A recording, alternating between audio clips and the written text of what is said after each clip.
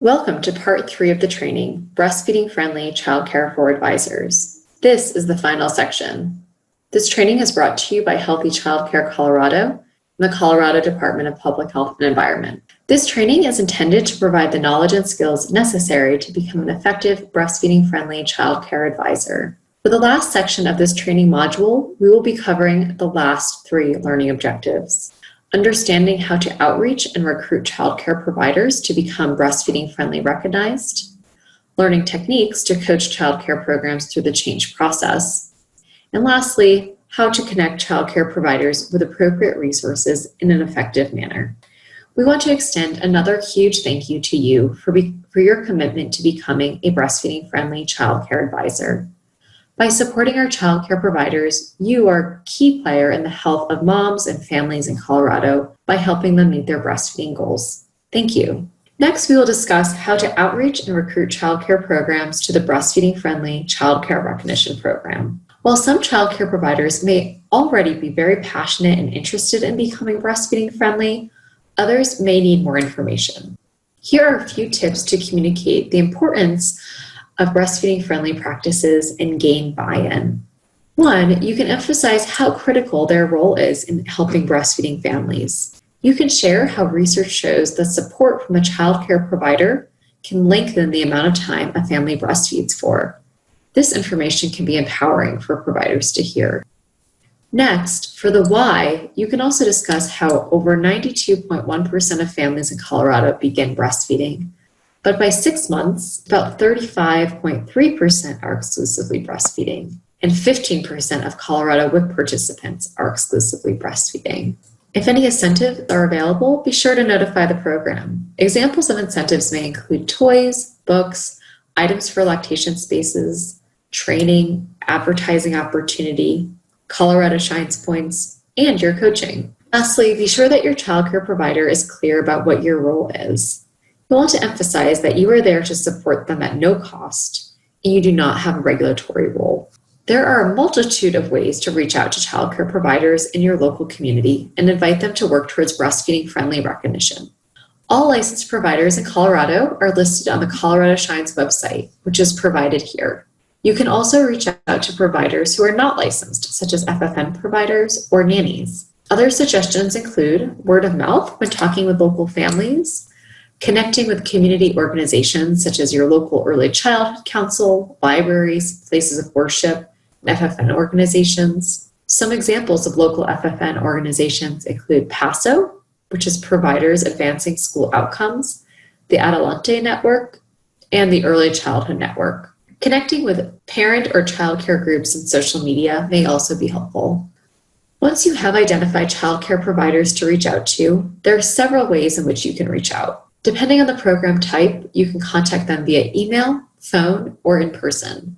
In a center setting, it is often helpful to ask to speak with a director or an assistant director. Request scheduling a time to discuss the toolkit and the breastfeeding friendly program in more detail. This is often most effective in person, but a phone or video call may work as an alternative. During this meeting, you can explain the process of becoming breastfeeding friendly, what your role is, and what incentives might be available depending on local funding.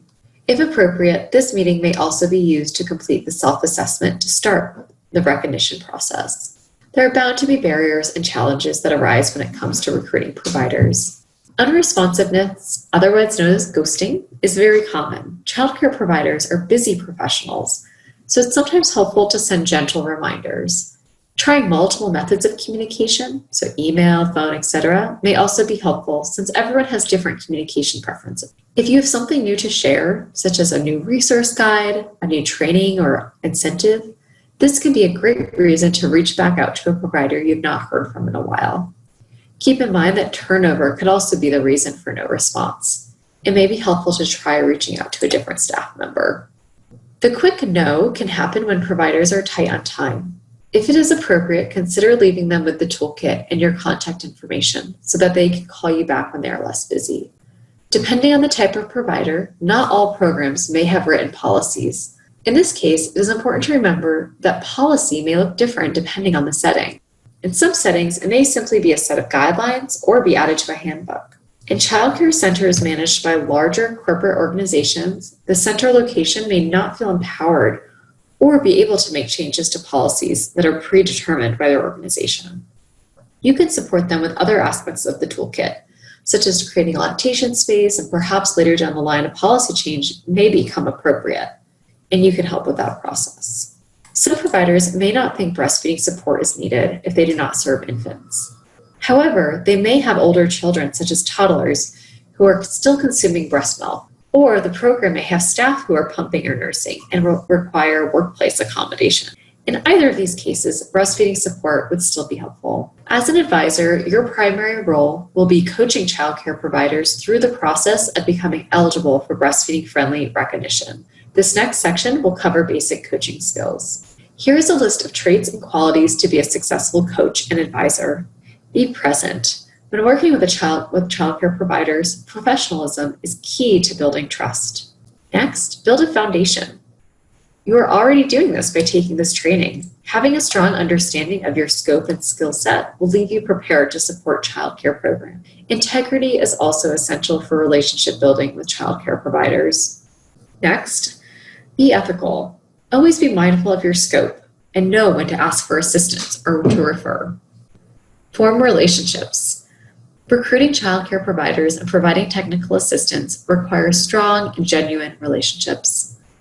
Use a strength-based approach, focusing on the great work that is already being done by the program and how this can be built on to improve support for breastfeeding families is a positive and motivating approach. Ask powerful questions. Coaching is not just about providing support, it should be intentional and focused on a measurable goal or outcome. Be an active listener. Based on adult learning knowledge and skills, to do effective professional development with adults, you will need to be responsive to how they learn. Lastly, be reliable. Follow-through and responsiveness are key to building relationships and trust. A learner-centered approach. This is opposite of a one-size-fits-all approach. It is an educational method that focuses on the provider's concerns and involves them in making decisions and solving problems. This approach ensures that we are sharing information with providers that is based on their needs and interests in a way that will be lasting and effective. This approach involves adjusting conversations based on the recipient's learning style. Does your childcare provider prefer speaking over the phone, via email, or in person? This approach also involves being mindful of the audience. Keep in mind that every provider has a different story and is an expert in their own work. By advisors working alongside childcare providers, we can avoid lecture or demonstration style teaching, which results in participatory learning instead centered on the learner. To do this, advisors must learn about providers to relate info in a way that is useful and accessible. Creating a comfortable environment for sharing ideas and relating to providers effectively and with sensitivity may be helpful. Breaking technical assistance into smaller, more digestible sections may also be helpful. Keep in mind that there are different environments and diverse audiences. Childcare providers may have various motivations for becoming breastfeeding friendly. You can work to inspire providers. Brainstorming how to create a lactation space or a more welcoming environment can be a great way to encourage creativity. Connecting providers with their peers can also be impactful. If you are working with multiple childcare programs who are facing similar challenges, with their permission, you can connect these providers for a peer learning opportunity. Using facilitated dialogue. The value of open-ended questions is tremendous. Unlike a yes or no question, an open-ended question encourages conversation. Though intentionally asking open-ended questions takes some practice, it is the easiest way to engage learners and allows them to make information relevant and meaningful to their own environments. As an advisor, you can help learners make positive changes by encouraging them to consider what change could look like in their environment. Menus and choices. Providing choices is another technique to engage participants in discussion about potential behavior changes.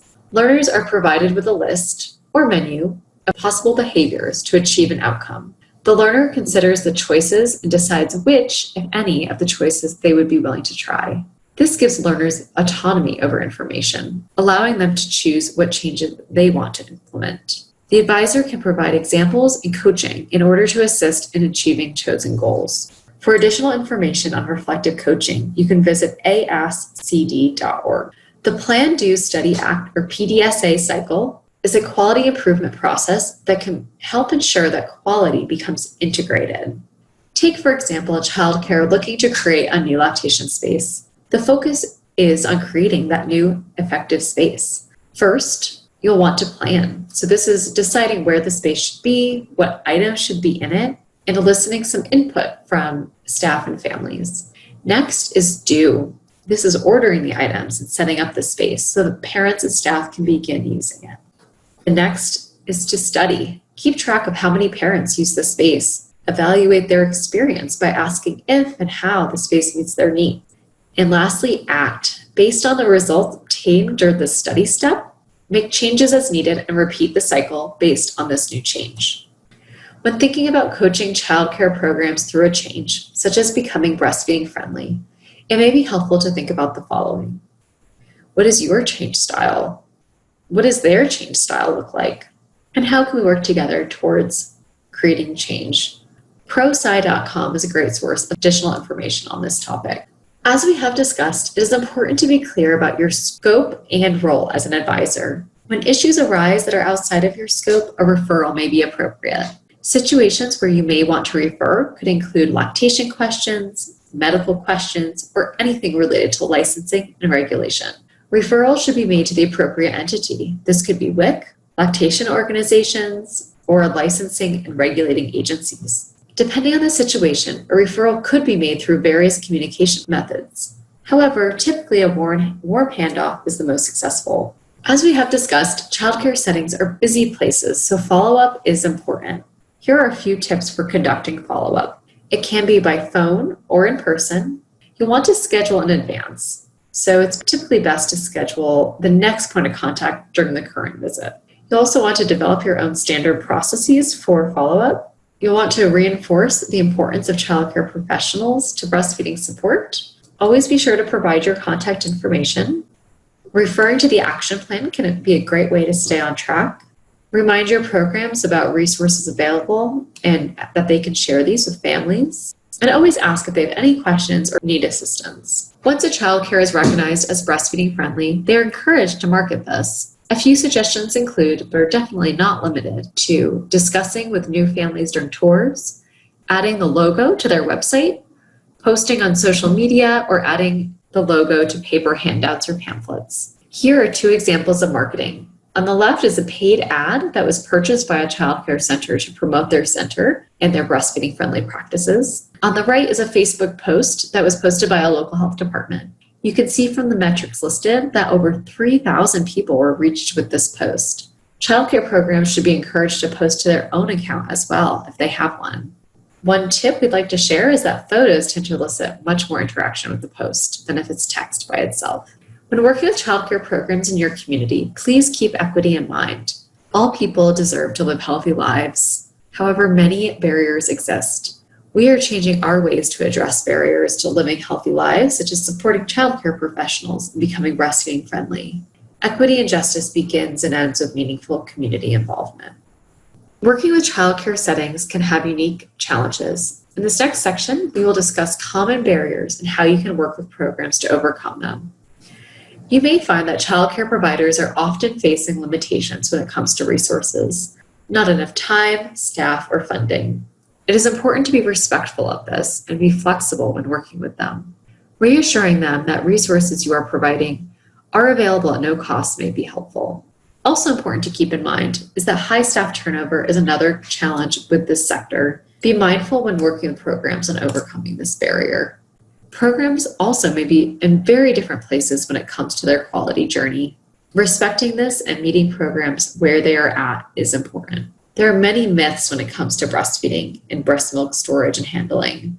Referring to the toolkit is a helpful way to counter these inaccuracies. Resistance can occur when working to implement new policies and practices. When this happens, it is best to meet people where they are rather than responding with resistance. Look at it as an opportunity to discuss challenges and opportunities. This slide has several examples that others in your role have faced previously. We don't have enough space for a lactation room. You can offer to visit and brainstorm creative ideas for creating a private lactation space. You can also discuss the difference between a dedicated space over a prioritized space.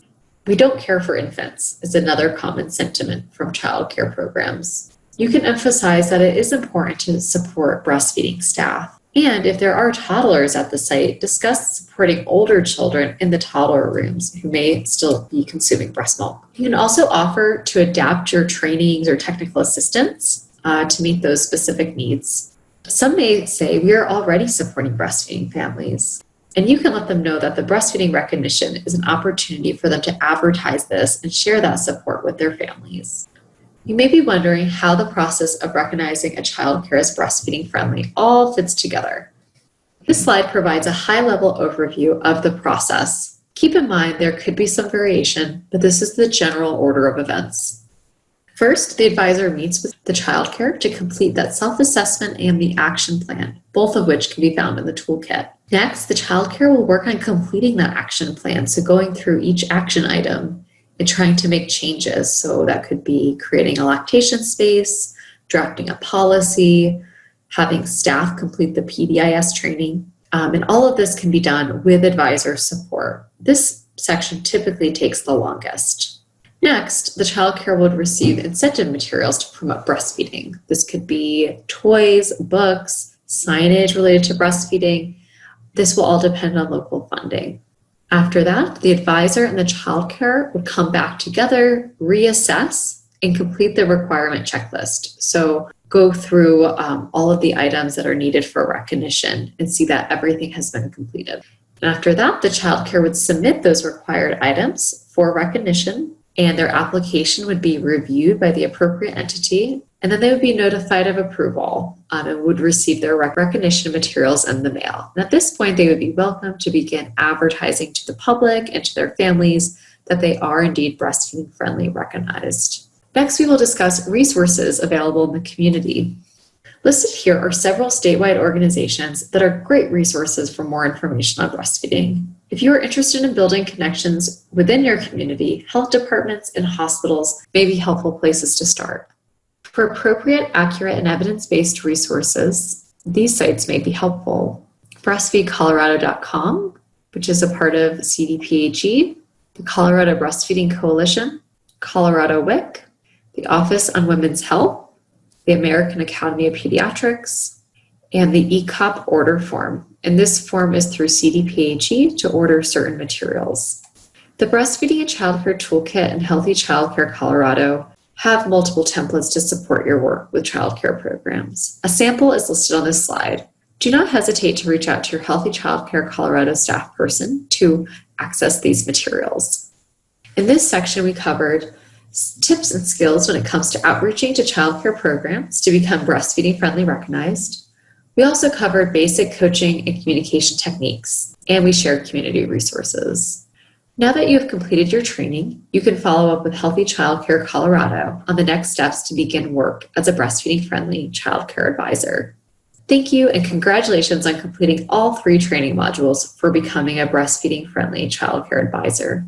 We look forward to hearing about the great work you will be doing in your communities.